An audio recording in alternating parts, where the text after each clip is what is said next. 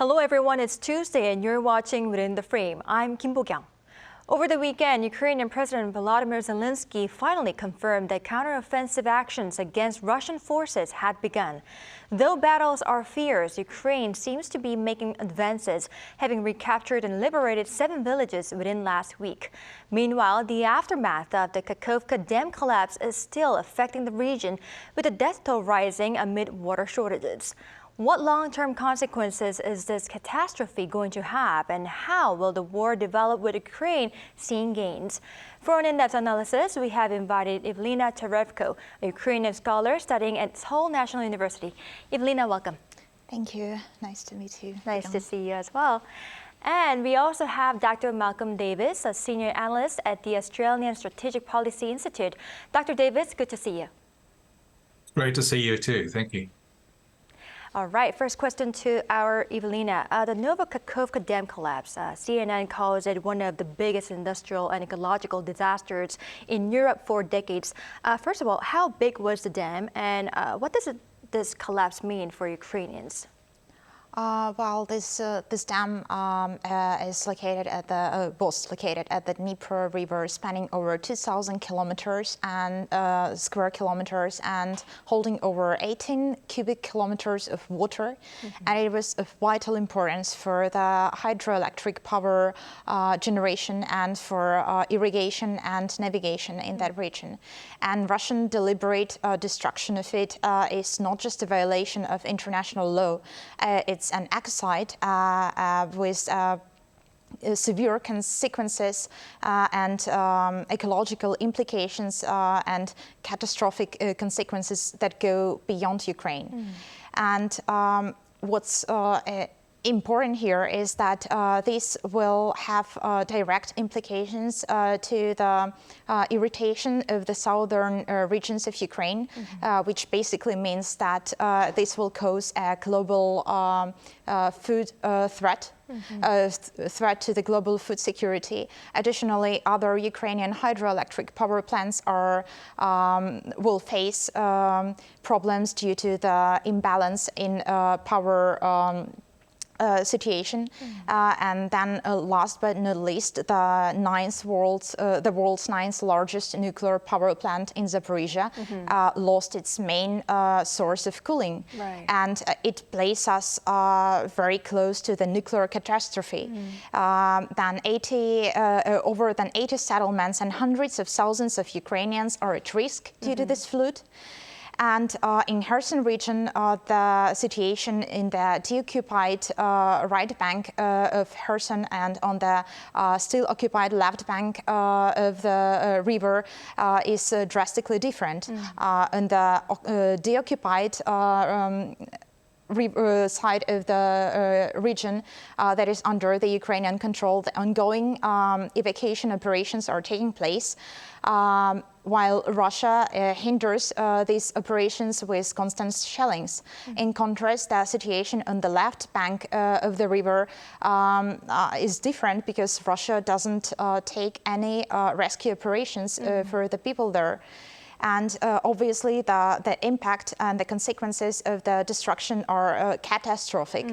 And thousands of animals and ecosystems face destruction, despite the heroic efforts of Ukrainian NGOs, volunteers, and military to rescue and evacuate as many civilians and animals as possible.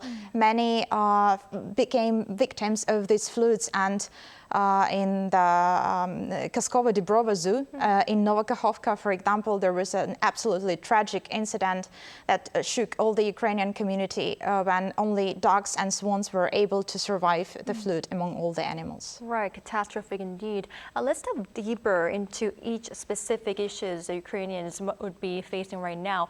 Dr. Davis, the catastrophe not only destroyed entire villages, but left around 700,000 people without access to water.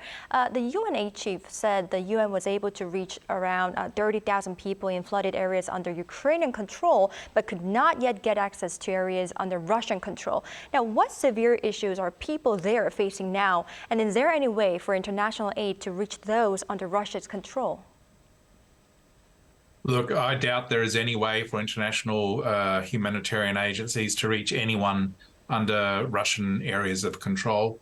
The Russians have been attacking aid agencies with artillery fire, for example. So I seriously doubt that aid agencies are going to be able to get in there. The Russians won't let them in.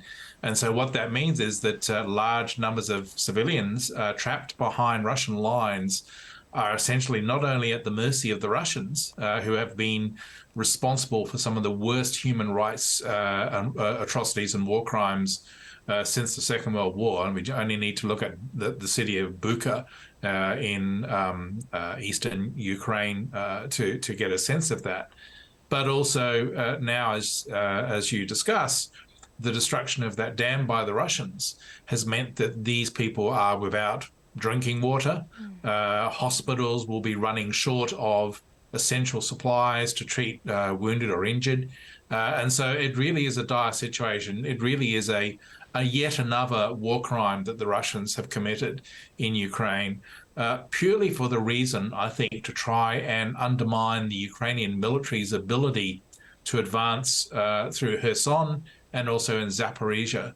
And so far, it doesn't seem to be working for the Russians, but they have created this disaster, which will, in the end, cost lives and create human misery. And I think just reinforce the case that the Russians are willing to commit war crimes and crimes against humanity to further their military objectives. Right, it's tragic indeed. Dr. Davis, one more question to you regarding this dam collapse. The UN chief noted that other problems will soon emerge, such as lower grain exports due to flooding of important agricultural land, as well as the need to provide cooling water for the Zaporizhia nuclear power plant, as our Ivelina also tapped on. Could you tell us more about the long-term effects and consequences of this dam's collapse? Look, as you say, there's potential impact on grain exports and food exports that's going to have a global impact. It's not just a case of the Russians interfering with those exports by blockading ports like Odessa. Now you have a situation where crop lands have been completely flooded and crops have been wiped out. So, we should fully expect at a global level food availability to start dropping away in coming weeks. And that could lead to starvation in places such as Africa. You also mentioned Zaporizhia, the nuclear power plant there. At the moment, they are keeping it cool by pouring additional water from a reservoir to keep the reactors cool. But at a certain point, that water is going to begin to run out. And then they will start to have real problems in terms of keeping those reactor assemblies cool. And of course, we all understand the nature of nuclear power. If you can't maintain cooling on a nuclear reactor, then what happens is it tends to melt down. This is what happened at Fukushima after the earthquake and the tsunami. It's what happened at Chernobyl in 1986, and potentially you have the risk of a similar sort of incident emerging in Zaporizhia, purely as a result of the Ukrainians not being able to maintain cooling on this nuclear reactor due to the actions of the Russians at the dam. Right, a series of issues that we need to unfortunately face. Now, Ivelina, meanwhile, regarding the cause of this catastrophic dam collapse, Ukraine was quick to blame Moscow, and of course, Russia in turn accused Ukraine of destroying this dam. How should we read this situation? Well, I personally find it quite strange to equate Russia and Ukraine, aggressor and a victim, and I honestly find it also quite puzzling when someone with critical thinking abilities still believes in what Russian propaganda or Russian politicians say, especially in course of Ukraine, with all these false accusations since the beginning of invasion in 2014. With the MH17, with the shutdown of MH17, when Russia falsely accused Ukraine, even though despite the existing evidence contrary to it. And so yeah, I really don't understand why someone would still listen to Russia. But okay, let's look at the bare facts. So first, it's not the first time when Russia threatened with the destruction of this dam.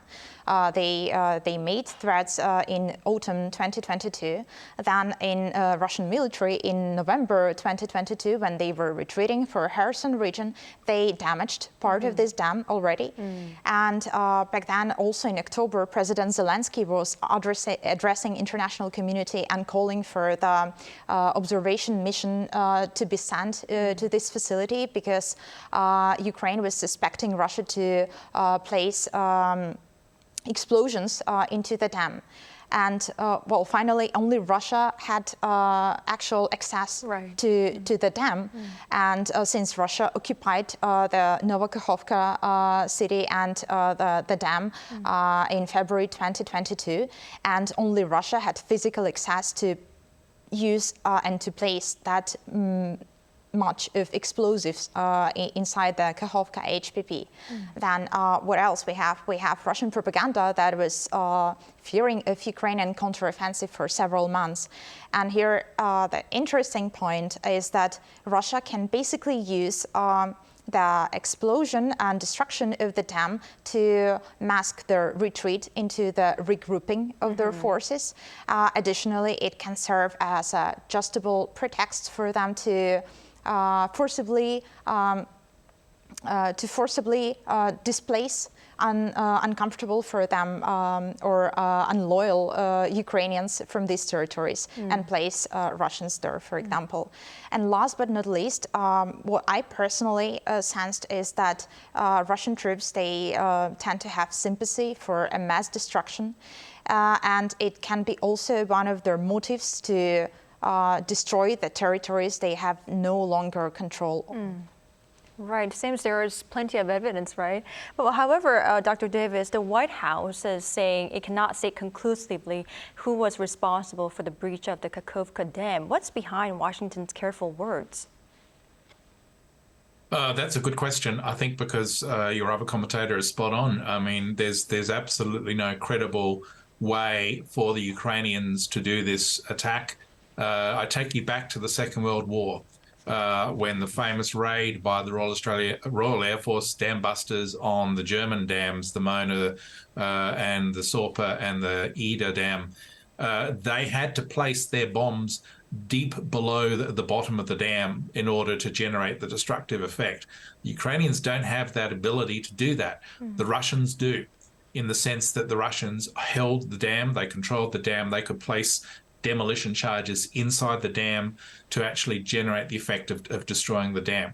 The Ukrainians had no way to do this raid, and there would be no sense in them doing it because essentially they would be taking a leaf out of the Russians' book and creating ecocide. They would be creating a war crime.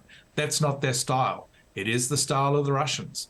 And I think that all the evidence points to the Russians deliberately destroying this dam.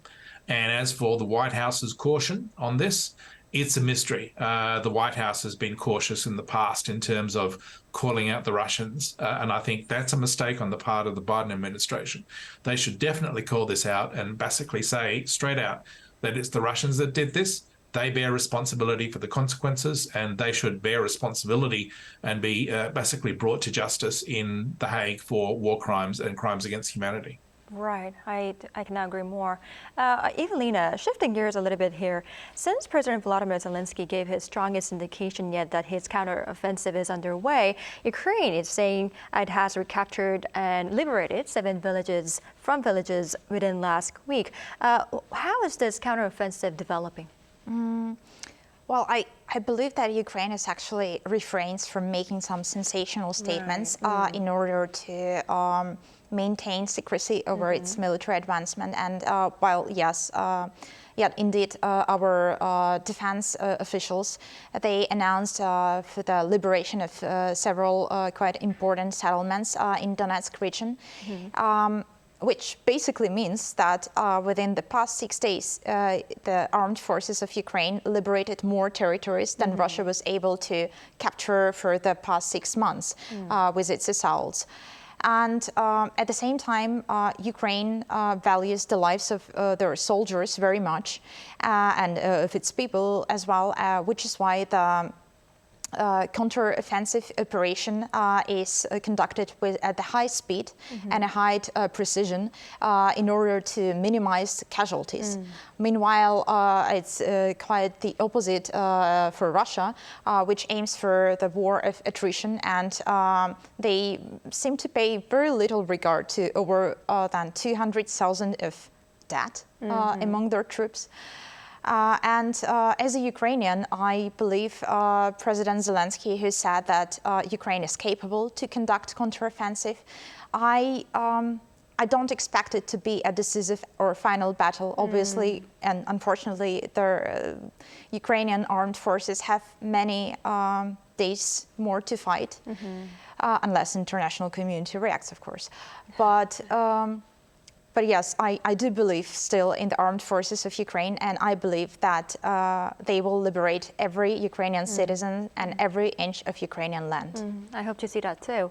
Now, Dr. Davids, though advances are made, and I'm happy to see that, but according to the Associated Press that cited the U.S. Joint Chiefs Chairman, changing Russian tactics along with increased troop numbers and improved weaponry would make it hard for Ukraine to score another quick decisive victory. What's your view on how the war will develop? Look, I do think that this counteroffensive is going to not necessarily be the decisive war winner that everyone would like to see. It's going to carry on through the year. The war will continue on into 2024. What this counteroffensive does is establish Ukraine's ability to control key regions such as Kherson and Zaporizhia, potentially into some areas of Donetsk. I think that what that does is cut off Russia's access to Crimea. Ultimately, Ukraine's objective is to take back all of its territory, including Crimea, to eject the Russians from all of its territory. What the Russians need to experience is a rout. They need to be decisively defeated by the Ukrainians.